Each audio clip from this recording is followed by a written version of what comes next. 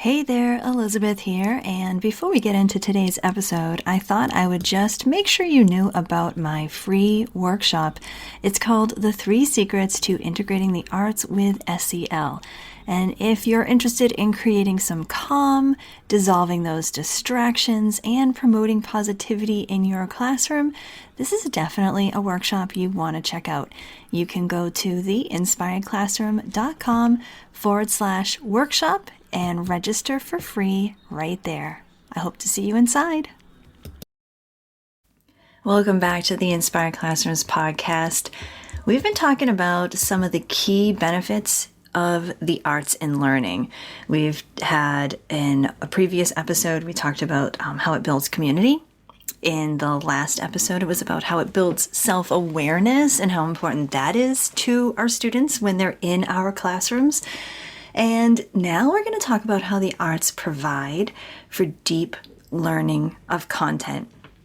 This is the heart and soul of what arts integration is.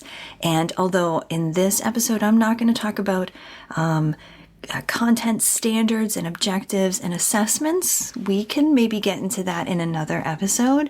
We're just going to think about how the arts can truly benefit our students' content learning.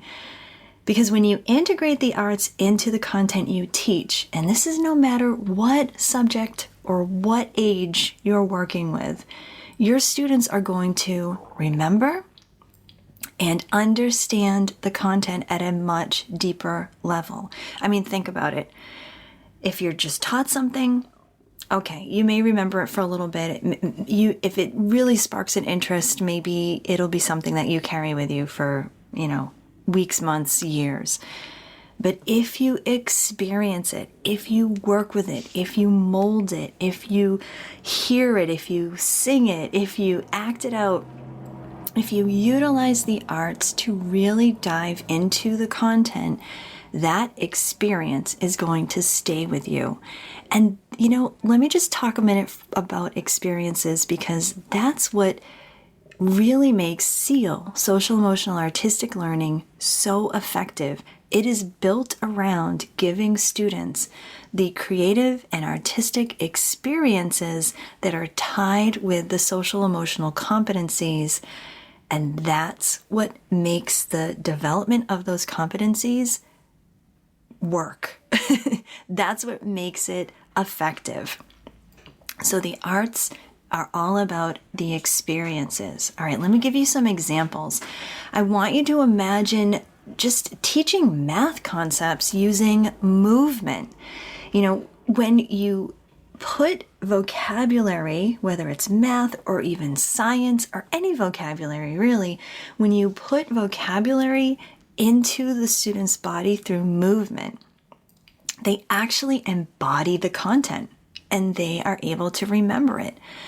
And it can be as simple as having students with their fingers or their arms create shapes, create acute angles and obtuse angles and right angles, and what makes them different.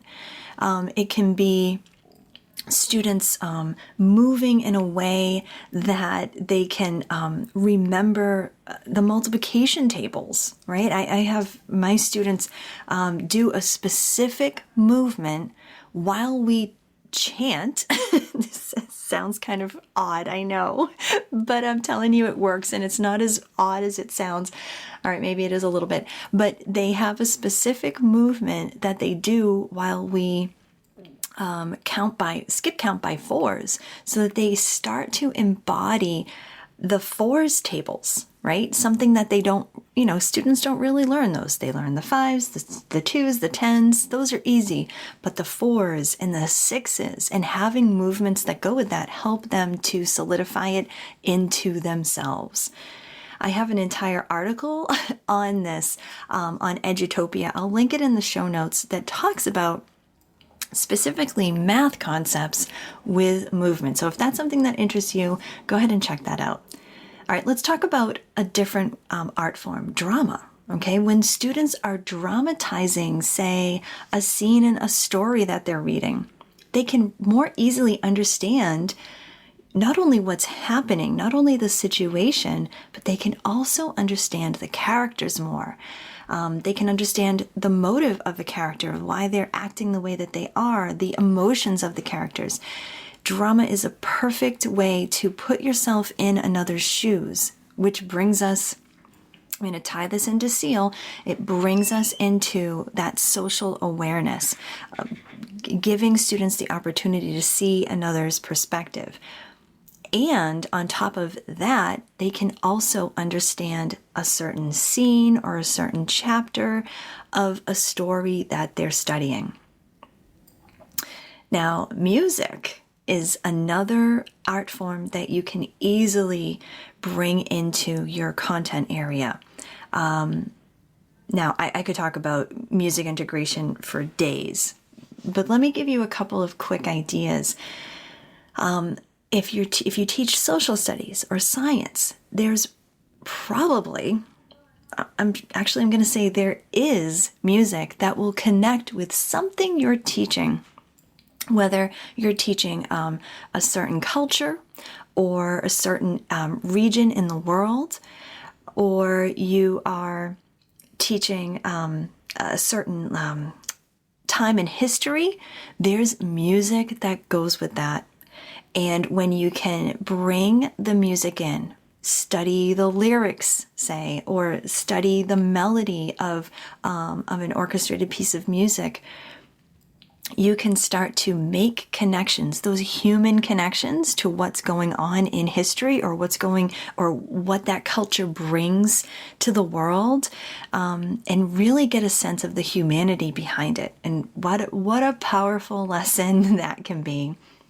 Music also can integrate so well with writing. And I actually wrote a book on this. It was my first book called Inspired by Listening. And when you can bring listening experiences into your classroom, you can then inspire your students to do a variety of writing, narratives, poetry, recounts.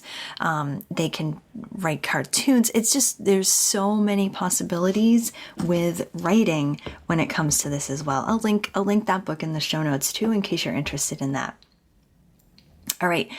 And finally, let's talk a moment about media arts, because media arts are, oh my gosh, there's so many possibilities with this.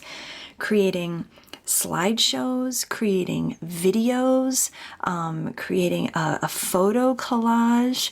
When students can create something digitally, that can also help them to process and organize their ideas.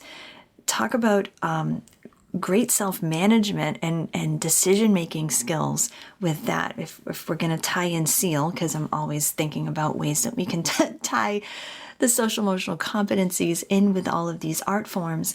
But when they are able to process through and organize their ideas about their content, and then turn that around and have a performance that would be the final product, and share that with their students, then with their classmates, then, their learning becomes more deep, right? Because they're processing through all of their research and their ideas, and they're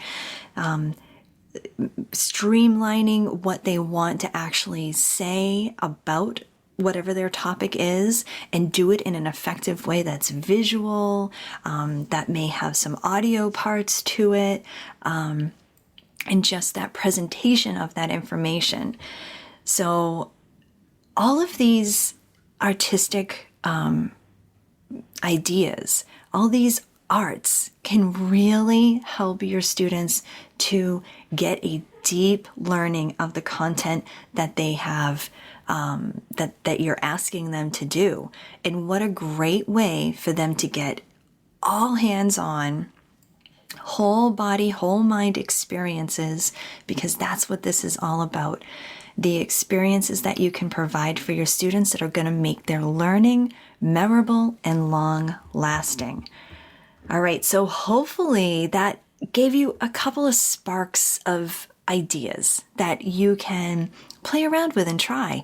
And if you ever want to, go back and forth and kind of see what kind of ideas you have and you want to talk to me about, some ideas that you want to try or things that you've tried in the past and you want to bring them back to life or bring them to the next level, by all means, find me on Instagram, find me on Facebook. I'm at The Inspired Classroom on both social media platforms.